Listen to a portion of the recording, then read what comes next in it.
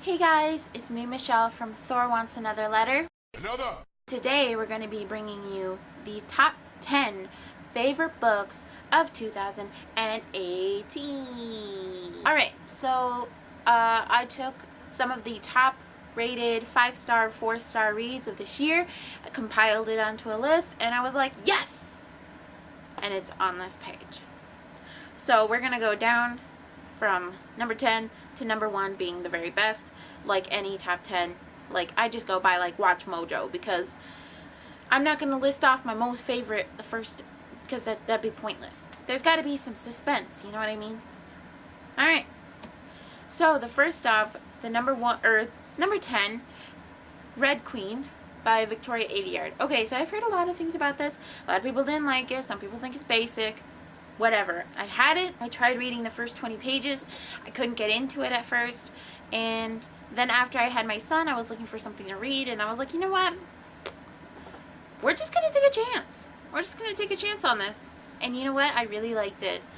I didn't realize like there was some kind of a dystopian. But basically this is about a girl. Her name is Mare Barrow. There's the Silvers and the Reds. Silvers are royal, basically. They have different types of powers, and the Reds are commoners. They're common. They don't have anything redeeming about them. They're basically like made to fought in this big gigantic war, and it's a bunch of bullshit. And so basically she gets a job at the palace, so that way she can go get some coin, help her family out. All of a sudden, whoa, she's got powers. There's a summit, and boom, she's got lightning powers, and she had no freaking idea. So I'm probably spoiling some of this for you, but I mean, it's basically on the back. There's secrets, there's intrigue, there's dystopian, there's some good stuff in here, actually. If you're looking to just enjoy something and not to just tear it down in every single fleckle, then go ahead, go for it. It's great. I'm planning on reading Glass Sword with Jackie from Jackie Reads and Writes. I think that's her channel name. I will link her down below. But she and I are planning on reading Glass Sword next month, and I cannot wait. I've never done a reading buddy thing with anybody, so if y'all want a buddy read, you let me know, okay? Let me know. Alright, number 9, which is Simon versus the Homo Sapiens Agenda by Becky Albertalli, and this one was great. The first one I read was Leah on the Offbeat, and then I read the other one, and then this one. I watched Love, Simon first. I know, Sinner. I watched that one first, and I really enjoyed it. There were some parts where I was like, what? But other than that, I really liked it. And as for the book, I liked the book. I liked the email components. I liked the Harry Potter, the Waffle House. I loved all of that. Becky Albertalli has a way of just making you feel at home and comforted, you know? I really liked it. Number 8, Aru Shah and The End of Time by Roshani Chokshi. And this is actually the first Roshani Chokshi book that I ever checked out before. I'd heard about this, and at first I was like, oh, I'm not gonna buy that. I don't know her. I don't know what's going on. It came out in March or something like that, and somebody was like, oh my god, this is amazing. I love it. I was like, what? So I got this for my birthday. So I started this, and I got into it so fast, and I read it within like 2 days, I think, and I really enjoyed it. I can't wait to read the next one. I love this. I actually really want to reread this because there were some parts in it that I just didn't understand. And that's kind of how I am with Rick Riordan books. I like to reread them because there's some parts in there that I just didn't understand the first time. So I like to read them a second time. Also, this is about a girl. She's in middle school. She's in a prep school. She gets caught for lying, and she tells her friends, potential friends, I don't know, bratty kids, she tells them that she is able to show them and like summon this monster thing from a lamp. And so your girl rubs the lamp, and what happens? Time pretty much freezes. And this thing comes out, and she's got to figure some crap out, so that way she basically has to save the world. But who can save the world in their pajamas? I don't know. We're in danger, okay? So this is all about her and her adventure through that thing. And the book cover, of course, is gorgeous, and I absolutely love it. And honestly, I can't wait for the next book. And hopefully I can check something out from Roshani Chokshi in the future. I want to read it. I want to enjoy it. It's my books. Number 7, Josh and Hazel's Guide to Not Dating by Christina Lauren. And this one I was super excited to read. I didn't get this right away in the library because somebody else had it checked out. But personally, I read it. I enjoyed the crap out of it. I'm like a tamer Hazel, but I remember being the Hazel that's like, okay, you need to calm down now, but who can be calm when all this cool stuff is happening and going on?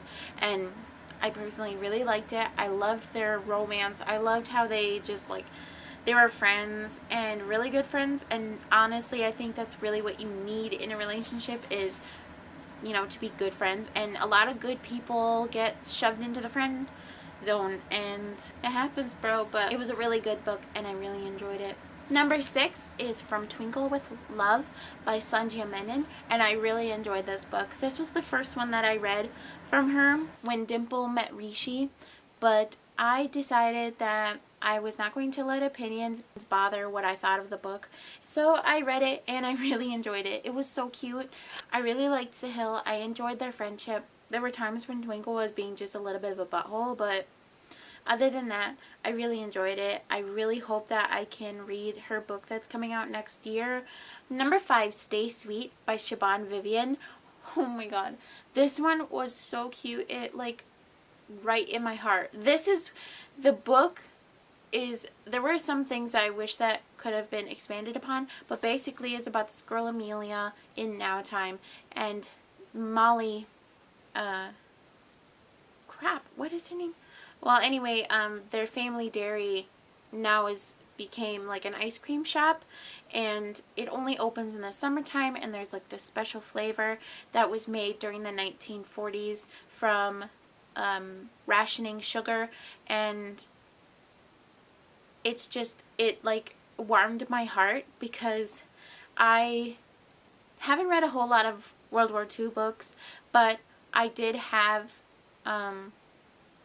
this love story between my Aunt Maureen and her husband, and they waited for each other during World War II, and I just thought it was so adorable because like in my head I was kind of like picturing that, and also because I waited for my husband when he was in boot camp, but that's like nothing compared to years and years of like not knowing and only getting letters and not like video chats or video calls or anything like that. Amelia is the head girl, which is basically the manager, and she finds Molly dead. It sucks. And so she thinks that she lost her job, all this terrible thing, like there's no family members to come and figure things out, but somebody does. And of course he's cute. He's a college, he's like a sophomore in college or something like that, and he sees this as this big opportunity to expand, and you know, it's one of those things that ruffles up some feathers when somebody takes over a new business. It's like, is this really gonna work? Is all of your ideas going to come together? And also it is a story about really just like coming of age and understanding who you are, where you are in the world. And there were some parts in here where it was like there was some cattiness and some girl hate, but for the most part, between the Molly arc and the Amelia arc, there are some really amazing bits and pieces of that I just absolutely loved, and it captured my heart. Number 4, Georgia Peaches and Other Forbidden Fruits by J. Robin Brown, and this was actually the first book that I read in 2018 that had any kind of LGBT rep in it, and I really enjoyed it. It was about a girl trying to navigate her faith and her sexuality throughout school and relationships, and I really, really enjoyed it. And thankfully I was able to borrow it from the library from Watertown, so thanks Watertown for your libraries, because I got to read it.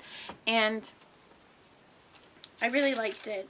Number 3 on this list is Leah on the Offbeat by Becky Albertalli. And this was the first book that I read from Becky Albertalli. I was kind of on the fence about it when it came out. I was like, whatever, I'm not going to read it.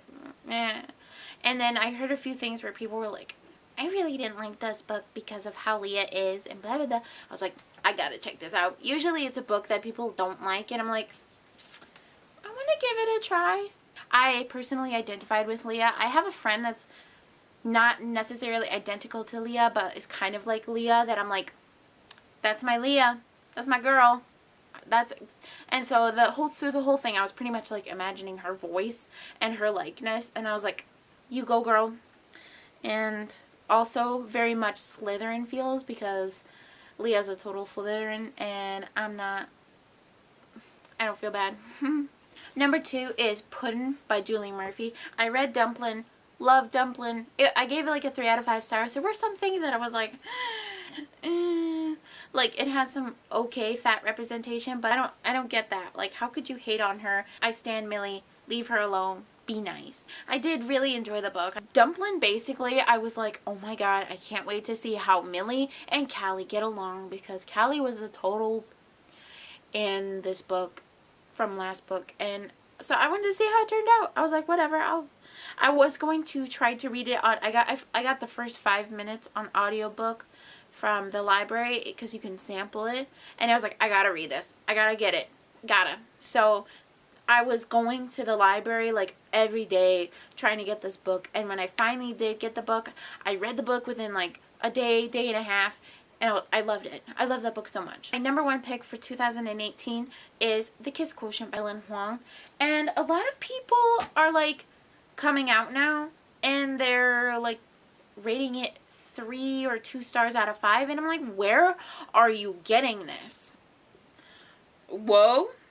Valid. Okay, I'm still gonna give that a 4 out of 5 stars as long as it's well written. I thought it was great. I love this book because of how Stella is and the representation, and also because Michael is like the poster boy for consent. I mean, he wants full on consent before anything happens, and he gets mad when he finds out that Stella had sex with someone, and she's like, most guys would already be done by now, and he's like, are you kidding me?